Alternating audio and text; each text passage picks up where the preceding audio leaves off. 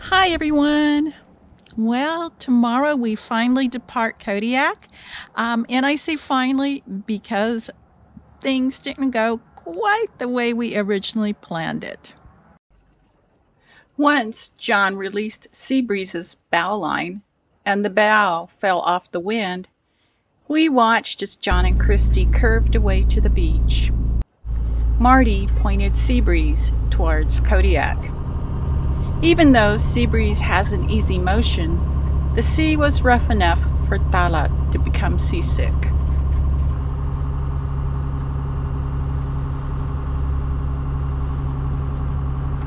It was a relief for Tala to get to the Cliff House, the bed and breakfast Marty and his wife Marion own. The Cliff House is situated overlooking the channel into Kodiak, and I was looking forward to talking to Marion about her gardens. Marion, a master organic gardener and teacher of photography, has also made beautiful mosaics, and we loved her whimsical mosaic dragon, which disguises the exhaust from the boiler that heats the house.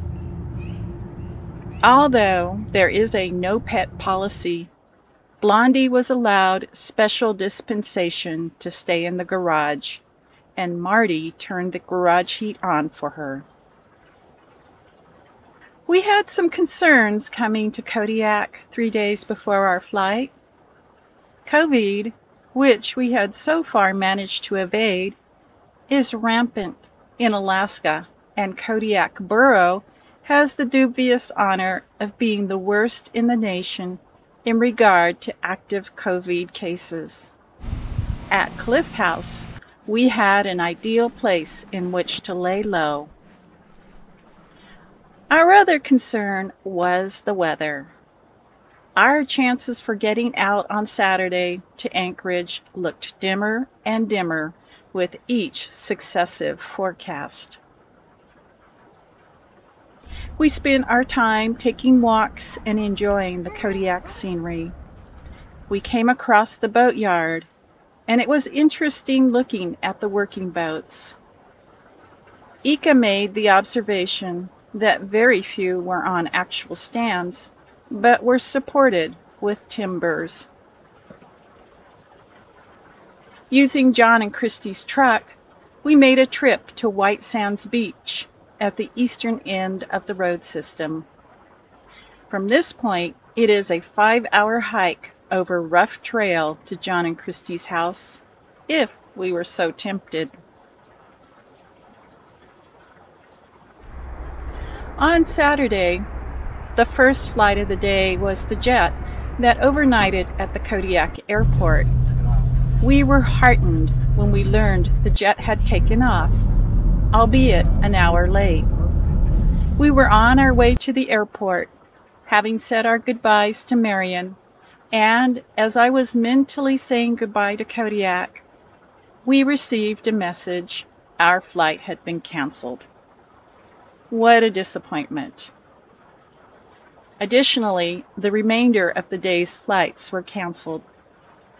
Our rescheduled flight for the first flight out the next morning was canceled a few hours later.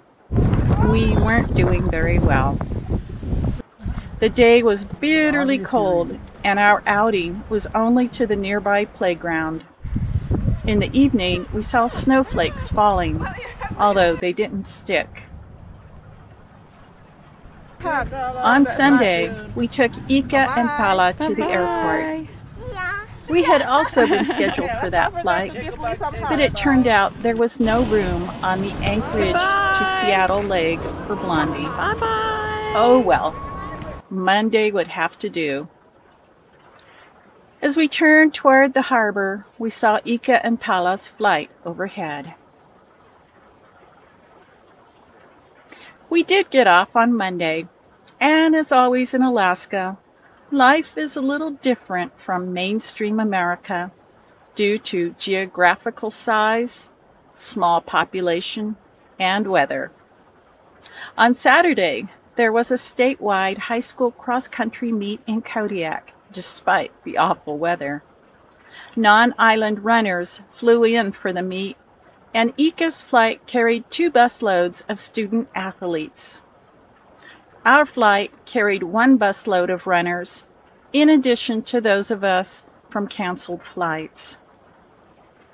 It was extremely crowded in the small boarding area for the full flight, and we can only hope there were no active COVID cases. Our flights back to California were memorable for other reasons.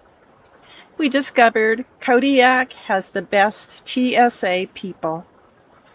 We appreciated their courtesy and thoughtfulness.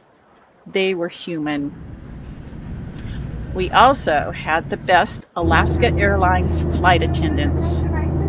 They were with us on the Kodiak leg and again on our flight to Seattle.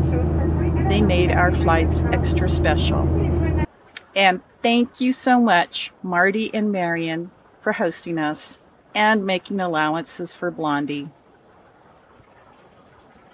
As for us, we are self-quarantining, just in case we did pick up COVID. As we are now homeless, our house has been rented.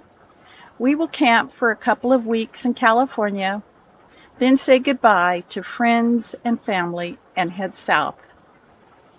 It may be a bit before I post another video, unless I have something interesting to share. I will let you know when we begin our journey south through Baja. So, until then,